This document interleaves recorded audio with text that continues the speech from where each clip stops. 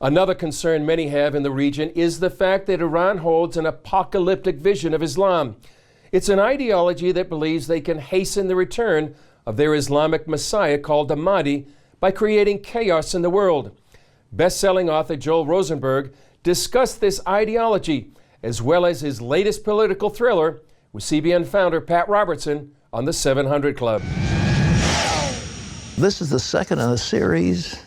That's right. The first was called The Third Target. Yeah. It's about a New York Times foreign correspondent who hears a rumor that ISIS, the Islamic State, has captured chemical weapons in Syria and is planning a genocidal attack, as well as it turns out, the reporter finds himself uncovering a plot to capture and potentially behead the President of the United States. You focused in on Syria. How come? I decided, if you look at the goals, the stated goals of the Islamic State, and you say, what if they began to come true? That's what this series is about. The leaders of Iran and the leaders of the Islamic State are not just radical Islam. This is what I call apocalyptic Islam.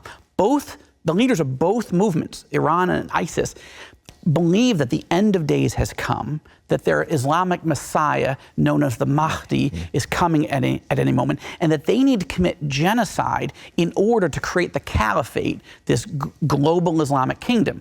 But what's our president doing? Not my fictional president in First Hostage. The president of the United States today is refusing to meet with Jordan's King Abdullah, who's in Washington this week. He's too busy. Too busy for our most faithful Sunni Arab ally. The Saudis feel like the President of the United States is cut and run. The Jordanians feel this way. The Egyptians, the Israelis have the worst relationship with this president in the history of the country.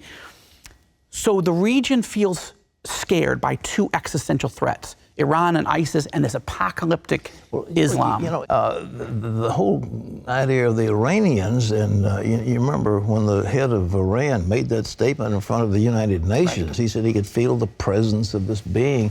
But they feel that he's alive and that there has to be a disaster in the world, and then he will come and fix it. That's right. But the Sunnis don't believe in it. Do they believe in the Mahdi at all? Or? They do. They don't believe that the Mahdi, their Messiah, is the 12th Imam. That's a Shia spin on it. That, because the split originally from are Muslims following the family of Muhammad after Muhammad's death, that's the Shias, or the disciples of Muhammad, that's the Sunnis. Coming back to the Pakistanis, the Saudis are talking openly about buying nuclear weapons from the Pacs. Why? Because they fear that the President Obama has given Iran's apocalyptic Muslims two pathways to nuclear weapons in 2015. One, if Iran cheats on the deal, but the other, if the Iranians keep the deal and in 10 years the restrictions are all removed and Iran can build as many nuclear weapons as possible. This has been a catastrophic year in U.S. foreign policy in the Middle East. The novel, The Third Target, and now The First Hostage, takes you through the eyes of a reporter inside this story to understand what might happen, worst case scenarios, if our leaders don't understand the threats that we face. The president doesn't understand it, but I'm also concerned that the two frontrunners in the presidential campaign, Secretary Clinton and Mr. Trump, neither of them understand apocalyptic Islam or are prepared to deal with it.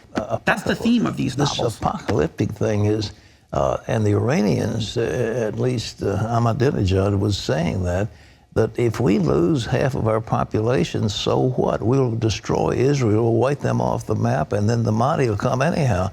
So they don't mind sacrificing millions of people. That's right. That's the difference. They want genocide. They believe that you have to destroy all of Israel, all the Jews, and all of the United States and all of Christendom, and then their Messiah will come. Can you name many people in our government in higher positions who share your point of view or our point of view about apocalyptic Islam? I've been working my way through the presidential candidates. I've been spending time with them. I'm meeting with them, emailing them, because this is significantly and substantively different. This is so dangerous.